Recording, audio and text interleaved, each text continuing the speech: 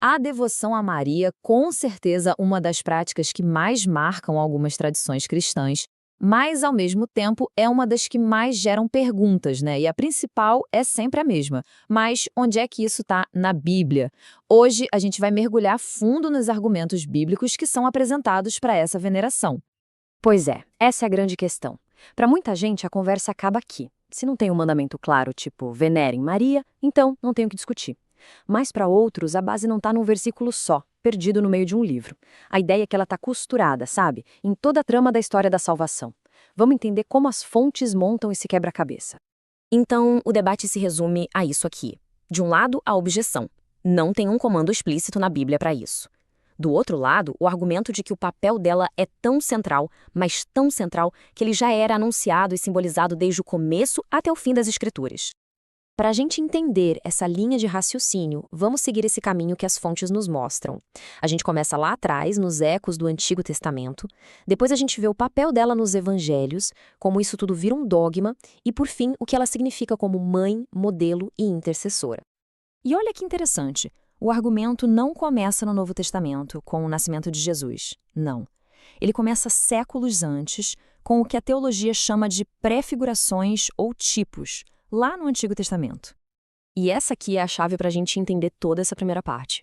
A ideia da tipologia é que Deus foi preparando o terreno, sabe? Ele criou pessoas, situações e eventos no Antigo Testamento que funcionam como uma sombra, um trailer do que estava por vir e que se cumpriria de forma completa no Novo Testamento.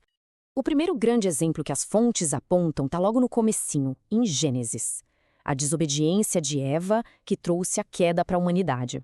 Pois é, as fontes argumentam que Maria faz o exato oposto. A obediência dela, aquele sim que ela deu a Deus, dá o pontapé inicial para reverter todo aquele processo. Por isso, ela seria a nova Eva que foi prometida. Agora, o segundo paralelo é com a Arca da Aliança. Pensa bem, a arca original guardava a palavra de Deus, escrita em pedra. O argumento aqui é que Maria se tornou a nova arca, uma arca viva, porque ela carregou no próprio ventre a palavra de Deus feita carne, o próprio Jesus. E a última prefiguração importante do Antigo Testamento é a figura da Gebirá, a rainha-mãe. No reino de Davi, ela não era só uma figura decorativa, de honra. Não, ela era uma intercessora poderosíssima junto ao rei. E esse papel é visto como modelo perfeito para entender a intercessão de Maria lá no reino dos céus. Ok, agora a gente sai dessas sombras e símbolos do Antigo Testamento e entra na luz dos Evangelhos. É aqui que as fontes dizem que tudo aquilo se cumpre. E vamos ouvir 3 vozes diferentes que proclamam a importância de Maria.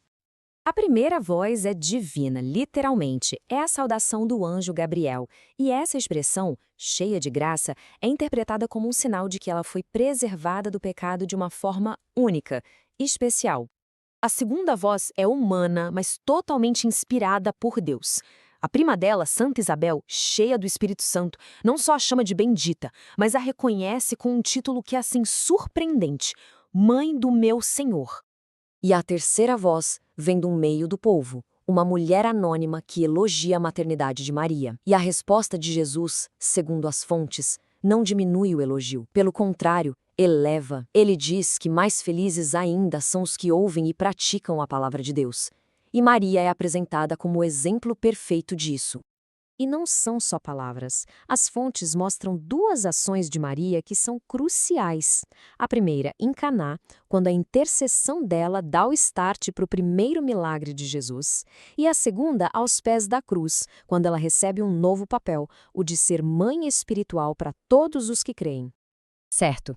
Então, como é que toda essa base bíblica, toda essa argumentação que as fontes apresentam, se transforma num ensinamento oficial da Igreja, num dogma? É exatamente aqui que as fontes conectam os pontos. Elas traçam uma linha direta de versículos e ideias bíblicas para cada um dos 4 principais dogmas marianos: a maternidade divina, a Imaculada Concepção, a virgindade perpétua e a Assunção. Dentro dessa lógica, nada disso é inventado, mas é visto como o desdobramento natural daquilo que já estava ali, na Escritura. E isso tudo nos leva à pergunta final: mas por quê? Qual o sentido por trás da devoção? O argumento é que honrar Maria nunca é um fim em si mesmo. A ideia é reconhecer o papel único, o lugar especial que o próprio Deus deu a ela em toda essa história. As fontes fazem questão de ressaltar que a própria Maria profetizou isso. Naquele cântico dela, o Magnificat, ela diz com todas as letras: todas as gerações me chamarão bem-aventurada. Então a veneração é vista como o cumprimento literal dessa profecia que está na Bíblia. E aqui tem uma distinção teológica que é fundamental. Uma coisa é adoração, outra é veneração. Adoração ou latria é só para Deus, ponto. É um ato de culto supremo. Já a veneração ou hiperdúlia, no caso de Maria, é uma honra especialíssima, a mais alta de todas, que é dada a ela por causa do seu papel de mãe de Deus. É um ato de reverência, de amor. No fim das contas, tudo se resume a este princípio, que vem do latim ad Iesum per Maria, ou seja, a Jesus por Maria.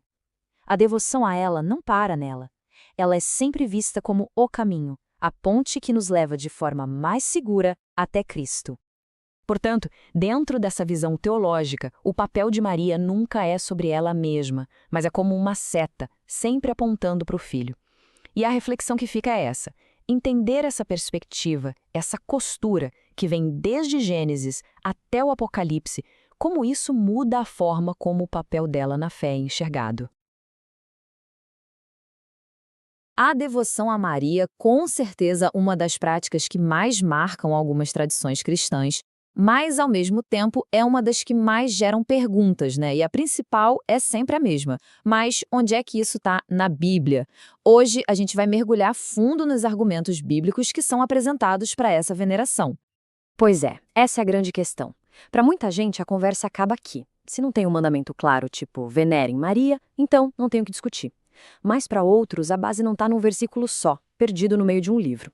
A ideia é que ela está costurada, sabe? Em toda a trama da história da salvação. Vamos entender como as fontes montam esse quebra-cabeça. Então, o debate se resume a isso aqui. De um lado, a objeção. Não tem um comando explícito na Bíblia para isso.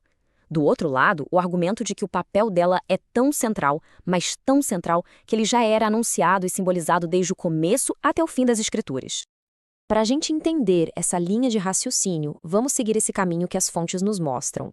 A gente começa lá atrás, nos ecos do Antigo Testamento, depois a gente vê o papel dela nos Evangelhos, como isso tudo vira um dogma, e por fim, o que ela significa como mãe, modelo e intercessora. E olha que interessante, o argumento não começa no Novo Testamento, com o nascimento de Jesus. Não. Ele começa séculos antes, com o que a teologia chama de prefigurações ou tipos, lá no Antigo Testamento. E essa aqui é a chave para a gente entender toda essa primeira parte. A ideia da tipologia é que Deus foi preparando o terreno, sabe? Ele criou pessoas, situações e eventos no Antigo Testamento que funcionam como uma sombra, um trailer do que estava por vir e que se cumpriria de forma completa no Novo Testamento. O primeiro grande exemplo que as fontes apontam está logo no comecinho, em Gênesis. A desobediência de Eva que trouxe a queda para a humanidade. Pois é, as fontes argumentam que Maria faz o exato oposto. A obediência dela, aquele sim que ela deu a Deus, dá o pontapé inicial para reverter todo aquele processo. Por isso, ela seria a nova Eva que foi prometida. Agora, o segundo paralelo é com a Arca da Aliança. Pensa bem, a arca original guardava a palavra de Deus, escrita em pedra. O argumento aqui é que Maria se tornou a nova arca, uma arca viva, porque ela carregou no próprio ventre a palavra de Deus feita carne, o próprio Jesus. E a última prefiguração importante do Antigo Testamento é a figura da Gebirá, a rainha-mãe. No reino de Davi, ela não era só uma figura decorativa, de honra. Não, ela era uma intercessora poderosíssima junto ao rei. E esse papel é visto como modelo perfeito para entender a intercessão de Maria lá no reino dos céus. Ok, agora a gente sai dessas sombras e símbolos do Antigo Testamento e entra na luz dos evangelhos. É aqui que as fontes dizem que tudo aquilo se cumpre. E vamos ouvir 3 vozes diferentes que proclamam a importância de Maria. A primeira voz é divina, literalmente, é a saudação do anjo Gabriel. E essa expressão, cheia de graça, é interpretada como um sinal de que ela foi preservada do pecado de uma forma única, especial. A segunda voz é humana, mas totalmente inspirada por Deus. A prima dela, Santa Isabel, cheia do Espírito Santo, não só a chama de bendita, mas a reconhece com um título que é assim surpreendente: Mãe do meu Senhor. E a terceira voz vem do meio do povo, uma mulher anônima que elogia a maternidade de Maria. E a resposta de Jesus, segundo as fontes, não diminui o elogio. Pelo contrário, eleva. Ele diz que mais felizes ainda são os que ouvem e praticam a palavra de Deus. E Maria é apresentada como o exemplo perfeito disso. E não são só palavras. As fontes mostram duas ações de Maria que são cruciais. A primeira, em Caná, quando a intercessão dela dá o start para o primeiro milagre de Jesus. E a segunda, aos pés da cruz, quando ela recebe um novo papel, o de ser mãe espiritual para todos os que creem. Certo. Então, como é que toda essa base bíblica, toda essa argumentação que as fontes apresentam, se transforma num ensinamento oficial da Igreja, num dogma? É exatamente aqui que as fontes conectam os pontos.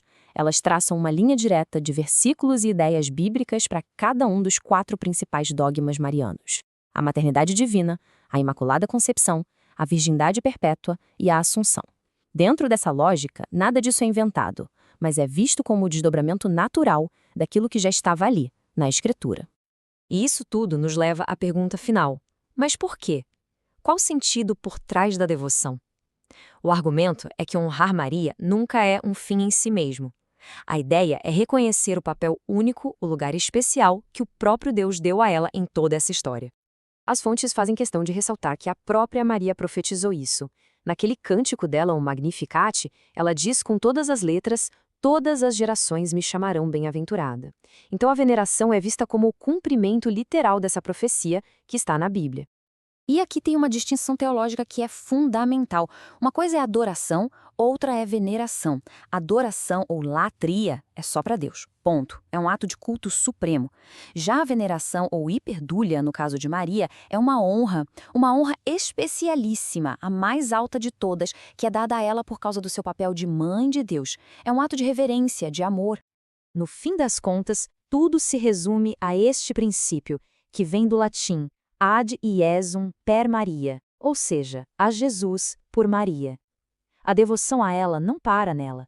Ela é sempre vista como o caminho, a ponte que nos leva de forma mais segura até Cristo. Portanto, dentro dessa visão teológica, o papel de Maria nunca é sobre ela mesma, mas é como uma seta, sempre apontando para o Filho. E a reflexão que fica é essa: entender essa perspectiva, essa costura que vem desde Gênesis até o Apocalipse, como isso muda a forma como o papel dela na fé é enxergado.